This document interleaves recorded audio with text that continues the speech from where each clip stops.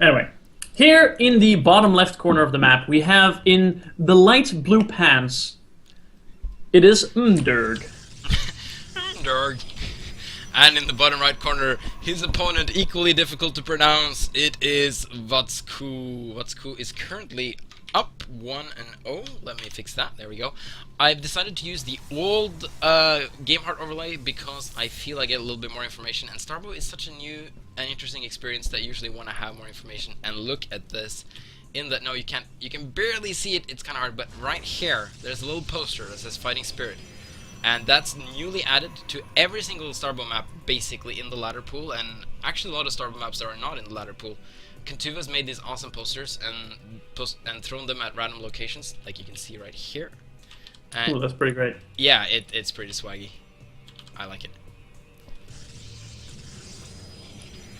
So yeah, also remember next Monday, which is this Monday coming up, we're just gonna have another casual tournament, which means that lower league players, EED ranked players, or people who haven't played Starbow in a very long time, are encouraged to sign up. It's gonna be a Monday, and it's Vec who's hosting that, so check that out. That sounds like a lot of fun. It is indeed. Oh, and he's saying that expect something special for the 10th Monday night Starbow, which is in the next one's 8th, so it's gonna be a little while for that. So we got the Kildarian Citadels going for both players. We do have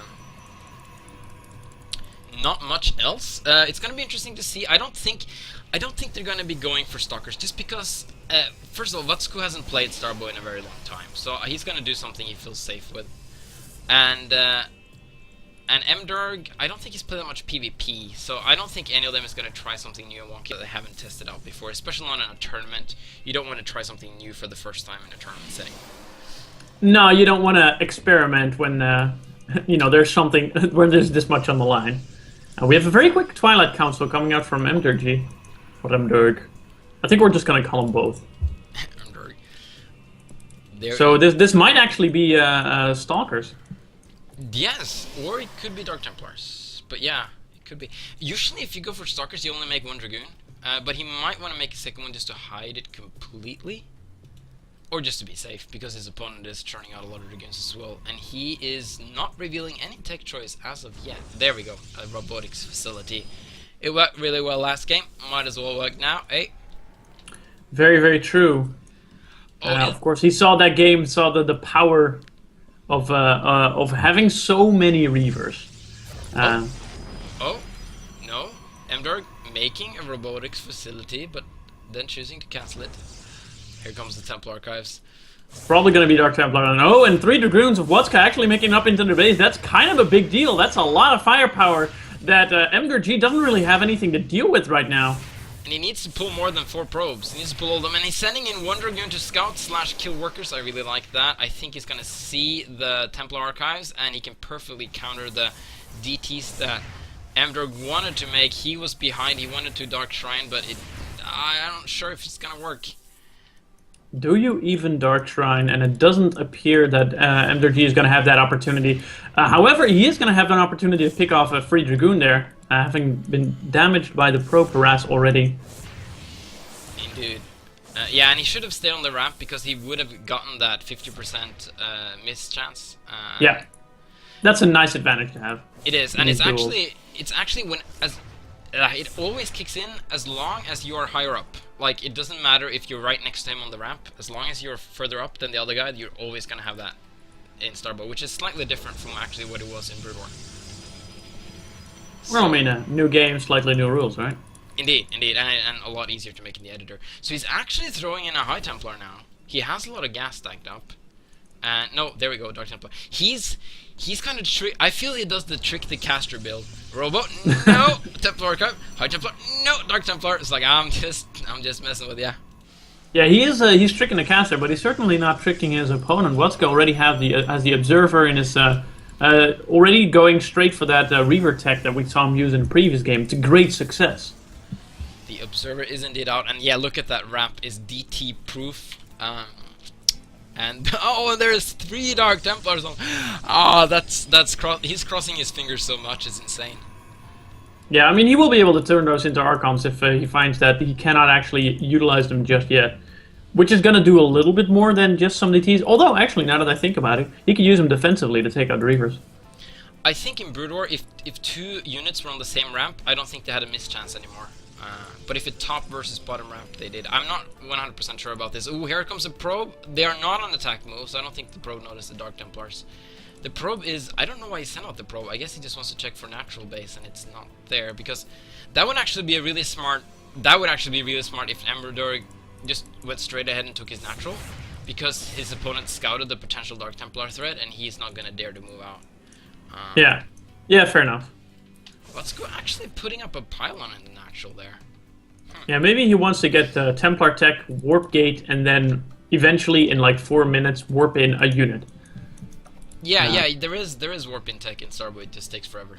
Actually, yeah, exactly. That's what I was going for. But we have a Reaver and 2 Zealots in a Warp Prism. MderG is on a very defensive posture. I don't know how much damage, if anything, this is going to do. They're kind of both in the same boat in that respect. Yeah, it's kind of interesting. Like, he did go for that Templar tech. I would actually kind of...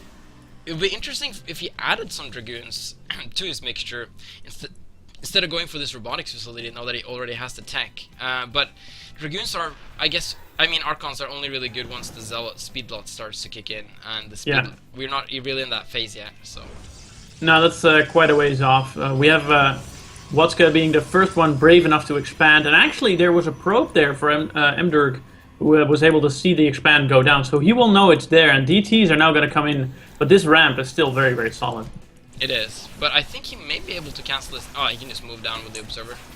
Is he going to try and stick with canceling the Nexus? He gets a cancel. That's nice. Nice.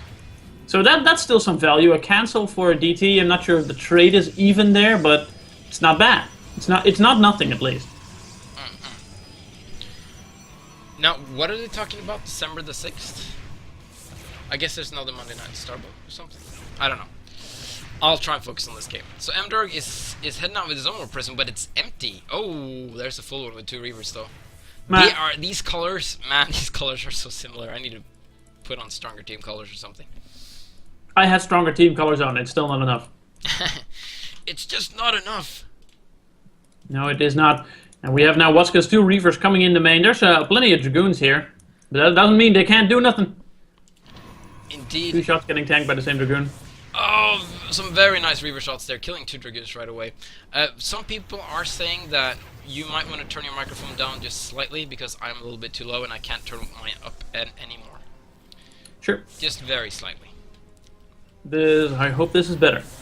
Probably. This is a slight. Oh, but okay, MderG is getting much better at splitting his Dragoons up versus this compared to the first game, and he did hold that quite well, and this is surprisingly turning into a more of a normal game than I thought it would. I was pretty sure with that failed DT and that early pressure that watzkuh did that he would be further ahead than he is right now, but it's not. He is ahead. He's definitely ahead, but it's not that much. No, definitely. I mean, he's going to have an attack upgrade. Oh, sorry, I interrupted you there, but man, no, that's to lose far more exciting. Warp Prism, but no, he didn't. Oh, he's got the DTs into. That's why he brought an empty Warp Prism to get the DTs into the main. That's actually quite sexy, and he. Oh, he's gonna swing around. No, that observatory is blocking the way.